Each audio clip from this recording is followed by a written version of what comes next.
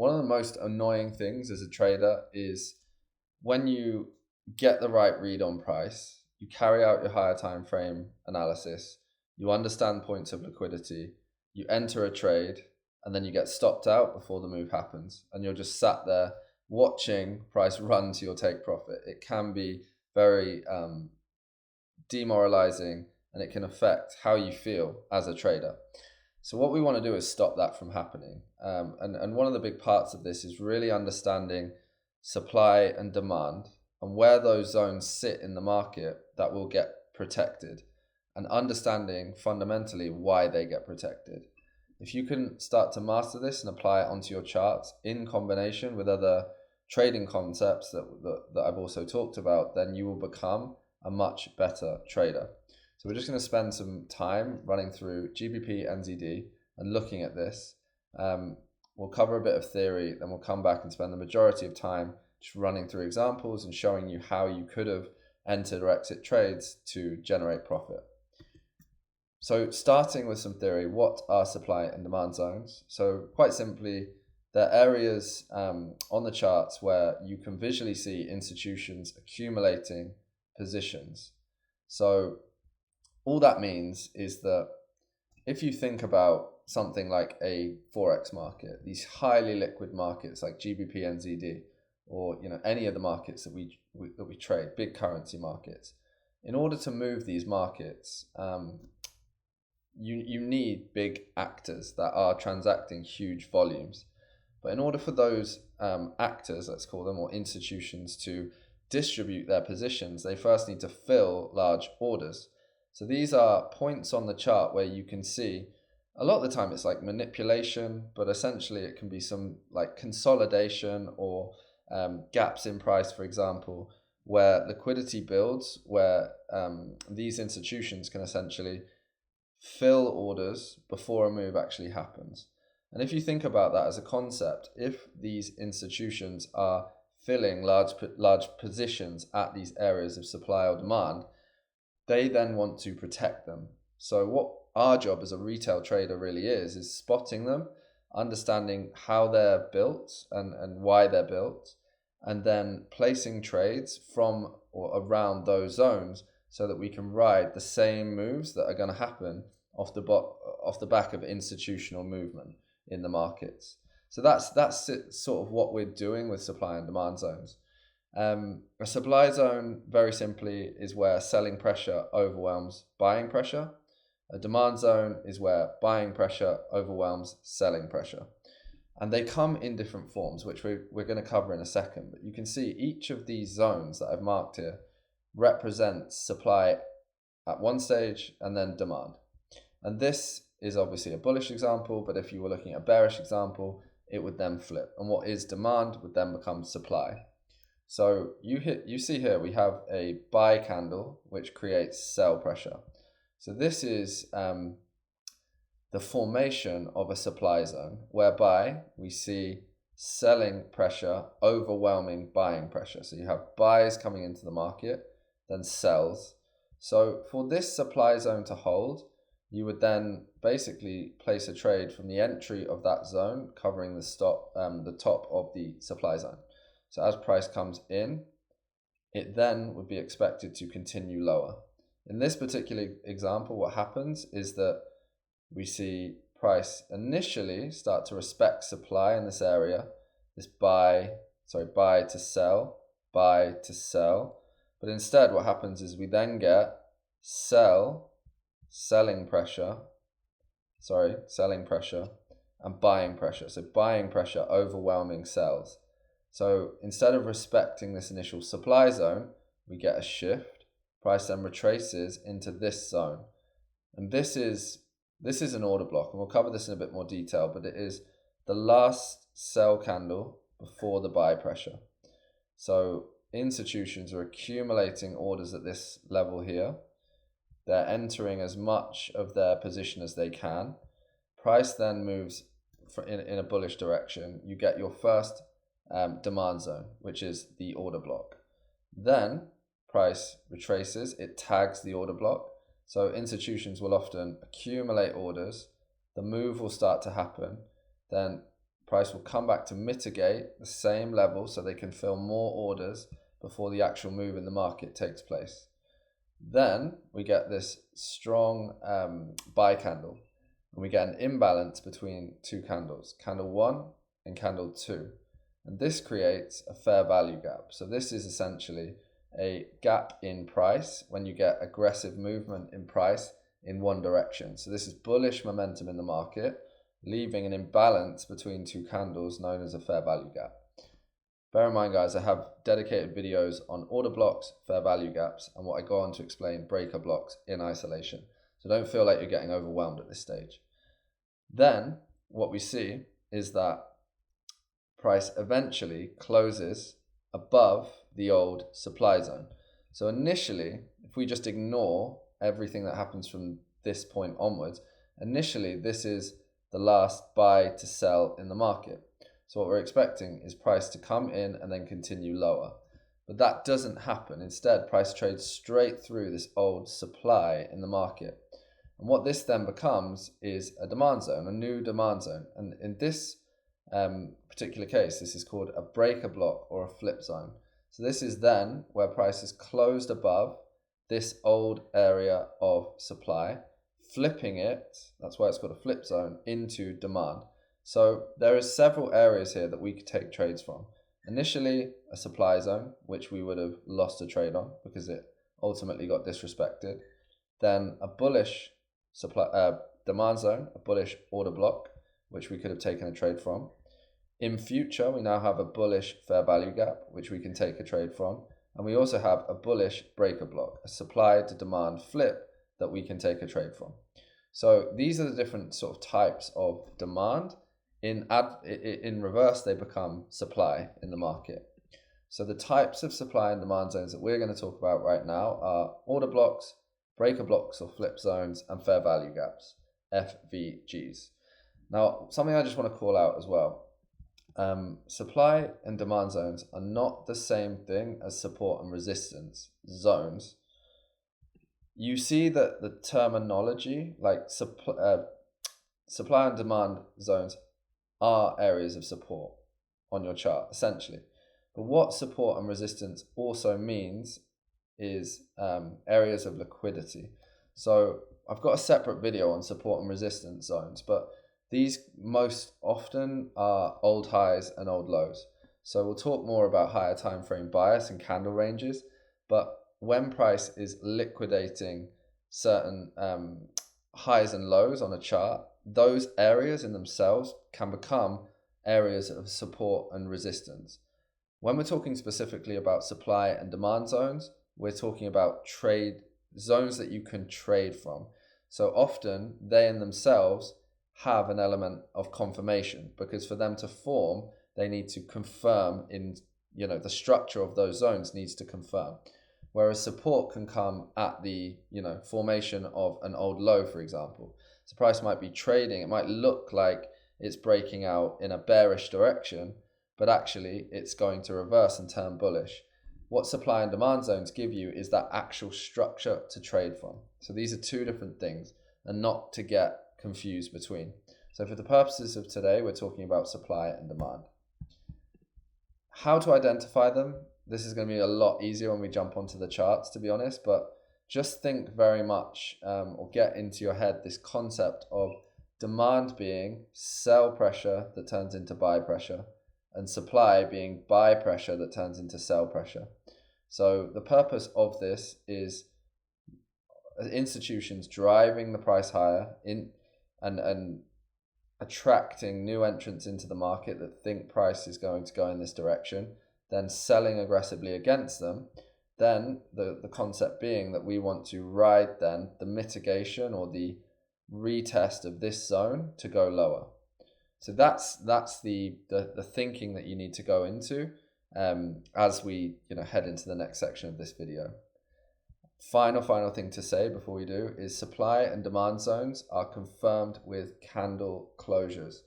What that means is that when you're looking at a live candle, it can very much look as though demand zones or supply zones are forming. Until that candle closes, those zones are yet to be formed. because what can happen is this candle can reverse in the last couple of minutes of that candle being printed, for example, and that zone fails to be printed. So we only want to take trades from these zones following closures and confirmations of those zones. So let's get on to marking zones on the chart and what this actually looks like. So let's pick price up right here. So if we're now talking about marking these zones, we can look at individual price legs. So if we see, let's just take this bearish price action in the market. So we can see high, low, we wick above, continue bearish, high, low, continue bearish, and then we get a structure shift. And ultimately we have the benefit of seeing that price did take off from this level. So if we just quickly look at what's happening on the downtrend here, we have different zones. So this is first and foremost, if I just mark this is a price leg. Color's not great. Let's just do this. Okay, so in isolation, this area from this high to this low is a price leg. Within that price leg, you have a couple of things. You have first and foremost the order block. So order blocks can be supply or demand zones. So in this example, we have buy pressure being overwhelmed with sell pressure. So this is a supply zone. We are on the 12-hour time frame, so I'm marking this as 12-hour supply. So you can see we're on the 12-hour chart. So we have on this 12-hour, during the printing of this 12-hour candle, buy pressure overwhelmed with sell pressure. So you can see, if you just take this in isolation and ignore absolutely everything else, what happens here is that price prints below. We get this candle right here printing below. Then this candle mitigates or retests the zone that we've marked, the supply zone, and then continues in the same direction. So if you just blindly traded this zone with a 2R target, you actually would have won your trade. And that's just from looking at a formation of a supply zone or a bearish order block. Within the price leg that we're talking about, we then get a fair value gap, which is right here. So we have candle 1 here that prints. We have this aggressive sell pressure into the market. Then we have candle 3, and it leaves an imbalance between the wicks of candles 1 and candles 3, which we can now mark. So to make this explicit, I'm going to put supply order block at the top. I'll call it supply. And then we have fair value gap. Again, this is supply. So these are two supply zones within this price leg. Okay, what was price previously doing? If we take the price leg before this, you see that we have the exact same thing happening. And I'll mark this in green just to show that this is a bullish leg. So in the exact same way that we've just marked, we had I'll just remove this, a bullish order block. So we had a bullish 12-hour order block, and then we had, so you've got 12-hour demand in this case. So you've got the demand, the order block printing, then you have the fair value gap, the gap between two candles 1 and candles 2. And so what happens? Price just trades straight through it. If you were looking at this as an order blocker zone, maybe you wanted to cover the low right there and look for your 2R. Price comes into the fair value gap, disrespects. New supply comes into the market, as we just mentioned, and price just trades straight through all of those levels. So as that happens, obviously this fair value gap did not hold. This area here becomes a flip zone. So this is demand in the market, as we talked about in the previous example, that was disrespected. It now becomes a breaker block. And if you want to, you can actually cover the entire low there. So this sell pressure before buy pressure was disrespected.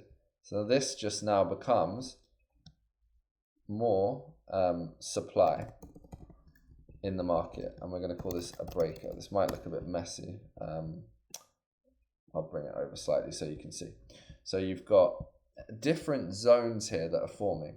And as this forms, this becomes a 12-hour breaker. So it's no longer green demand in the market. Let's just remark that. Supply at this particular stage. So when you're now placing trades, we talked about the trade from the order block. It could be trade 1, which we got 2R from. And if we're just ignoring all else, we're just looking at price action, we can then take potentially a trade from this zone here, the fair value gap. And maybe you want to cover the liquidation here of this high, and you're looking for lows. Obviously this doesn't play out, but you can see the logic here.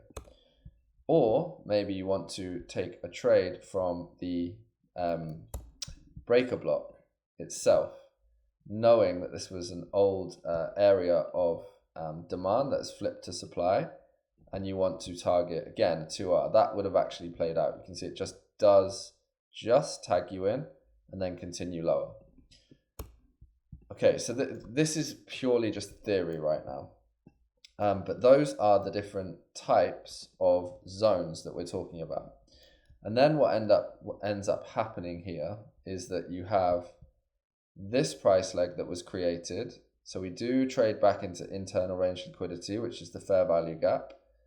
Then we trade lower again. So we see a candle closure below this buy pressure in the market to sell. So we have the formation of a new price leg and a new 12-hour order block right here. So we can just replicate this now and add it here. Okay, then price trades in again. No fair value gap created. And then we get a shift right here with a candle confirmation. And you can see the high here of this price leg, whereby we had this order block. So you had order block, then we have buy pressure, sell pressure. So again, with the writing here, it's going to get a bit difficult, but you can then see order block in, disrespect, structure shift. And so what we're now seeing is that where supply was in control, buy, sell pressure, buy, sell pressure, buy, sell pressure, buy, traded through the supply in the market. This then becomes, in the same way that this became the breaker block, this becomes the bullish breaker block. So we can call this again 12-hour breaker. And I'm just going to write here breaker, but now we're looking at demand, because this was an area of supply in the market that got traded through and is now being respected. So you can take longs from this area right here and target the high, and straight away you have a very high probability trade.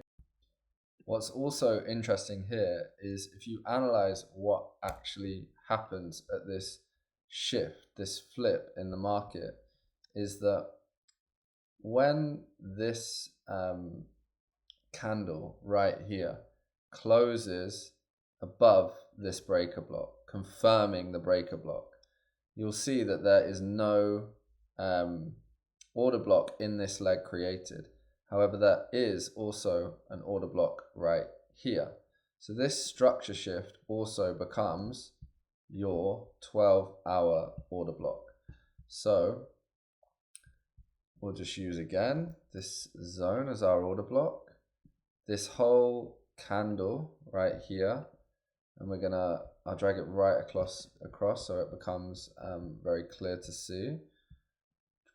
We'll go green, so get this, and then it becomes demand in the market rather than supply. because we had supply or sell pressure overrun by buy pressure in the market. We get candle closures right here above, confirming the zone. So another trade that would have been valid, either covering the low or the zone itself, would be that. And obviously you're not going to get the same R multiple necessarily, but you have, again, a zone that makes sense that you can trade from. And hopefully this is bringing to life how these supply zones in the form of order blocks, fair value gaps, breaker blocks, have this relationship and this interplay that you can use to take trades. And there is no one size fits all. There is no one way that price moves, but it's understanding where these areas of essentially internal range liquidity in the form of demand and supply zones exist in your price legs, which of those is in control in the market, and then ultimately combining that with higher time frame analysis. So I'm going to do something very quickly, which is just going to give some context as to why this was actually a good trade.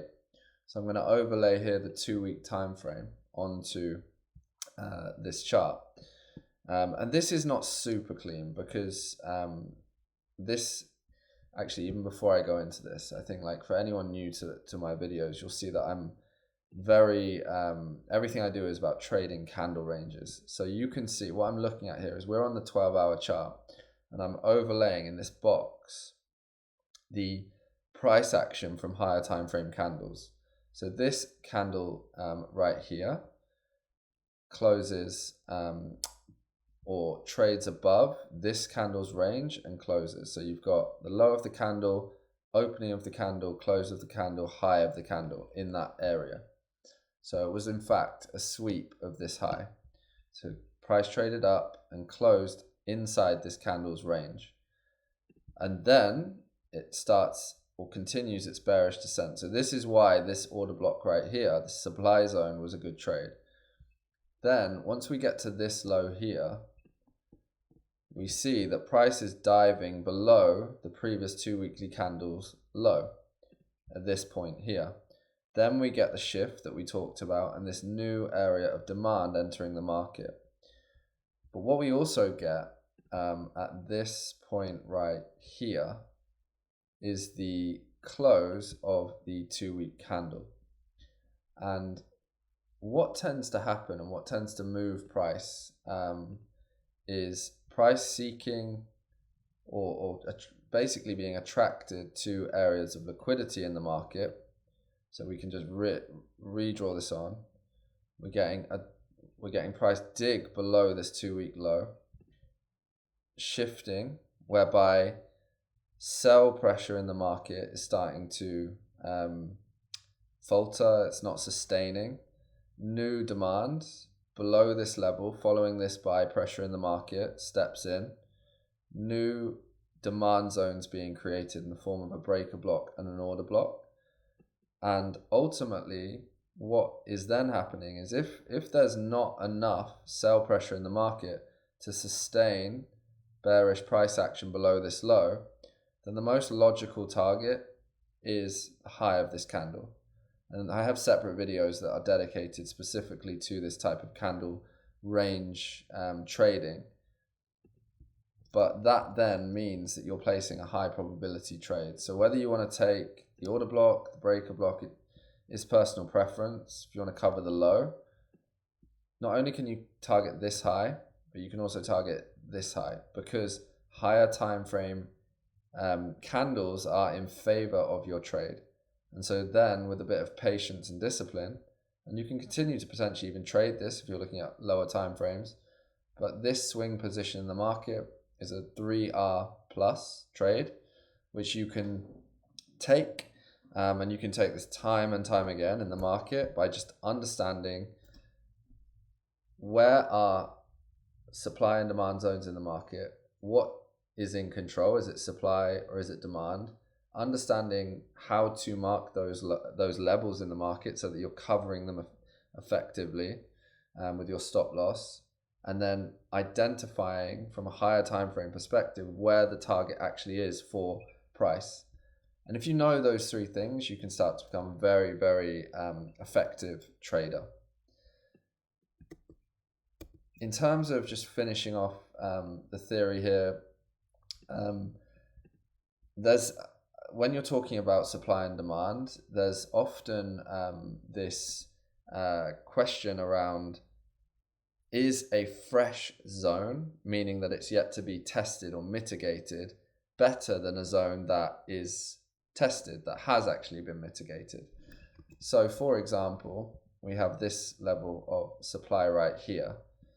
So if you didn't have this context right here, and you were actually just looking at maybe traditional ways of mapping market structure, I'm just going to clear all of this away, and you were defining this as your break of structure. So I'm just going to call this break of structure, and I'm going to add it to the middle so you can see. So we've got a break of structure. This you see as consolidation. So you're seeing this high as a protected, maybe strong high in the market, a high that you think is going to be respected. So this is a zone that you can see has been mitigated because it got closed below, price ran in, and then went lower. So the question becomes, is a fresh or tested, mitigated, whatever you want to call it, zone something that you want to trade from? So let's ignore that you got an entry there because of what we discussed, but you're actually in this pullback here, assuming that this is a break of structure and you have a strong high that you want to look for continuations from. So as price retraces, you think this area is going to hold and continue lower. Hopefully by now you're seeing that it's not the right question. The question really is, does price have a reason to return? And even going one stage further, is this an order block or area of supply or demand that you should be trading from? And this is where and this is going to run into common mistakes. Supply and demand zones should never be traded in isolation. You might get lucky like we did here because we had no logic making this trade. You might get lucky here, but you're going to get stopped out so many times if you're just trading every single supply and demand zone that you come across. The key to trading is understanding liquidity, how price is liquidating higher time frame candles, and where price is targeting next. So once you have this information, the fact that there is a supply zone at this level means absolutely nothing. However, once you get these sorts of closes right here, and you understand this higher time frame target, this becomes something that you want to take notice of, because this is an area of supply in the market that was aggressively traded through. And what happens? It gets retested and becomes that breaker block, that flip zone in the market the price respects to go on and take the high. So you could, again, take a position from that level, targeting the high that we talked about being the draw on liquidity. And again, your structure then starts to get respected, whereby you have sells in the market, buy pressure, sell pressure, buy pressure, new 12-hour order block.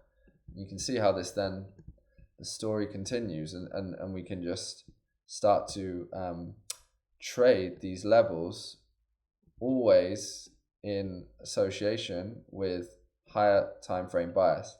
Suddenly, rather than taking the breaker block, you've got an order block trade to the high of 2.4R. Completely valid. And this is where trading and whether you think of trading as a science or an art the lines start to become blurred. Because if you understand where price is going, you understand how to draw these areas onto your chart, you understand what zones are being respected and what aren't, and whether demand or supply is in control, then as soon as you start to get candle confirmations, you can place trades. And you're not going to win every time. And things will happen which defy the logic that you think you have over the market, because ultimately price is constantly manipulating different levels. But that's when then things like risk management come into play, so that you can protect yourself and make sure that you're always generating upside. So finally, we have common mistakes, and hopefully these are somewhat obvious already, but never use supply and demand zones in isolation. Never ignore liquidity or multi-time frame analysis. And what I mean by that is higher time frame candles. And never, ever, ever trade without confirmation, because these confirmed closed candles look very different closed to they do to how they do in the journey that they take as a candle in motion. And it happens so often whereby the perfect fair value gap or the perfect demand order block is being formed, and then price just reverses, the candle closes, and actually that never got formed. That position in the market was never confirmed, and you're taking a trade that was never actually valid. So again, just be careful and really, think about taking some historical price action and marking these levels onto the charts and understanding what doesn't get respected before you actually start thinking about trading from these zones. So we've covered in detail supply and demand zones. We've covered the different types of supply and demand zones, and we've made it clear that supply and demand is not the same thing as support and resistance. I have videos on candle range trading, higher time frame bias, multi-time frame analysis, individual videos on order blocks, breaker blocks, fair value gaps, and I'm going to go into a lot of detail on all of these different aspects. Keep watching and keep just integrating as much of this into your trading, and I do believe that you'll become a more profitable trader that takes higher probability trade entries. See you on the next one.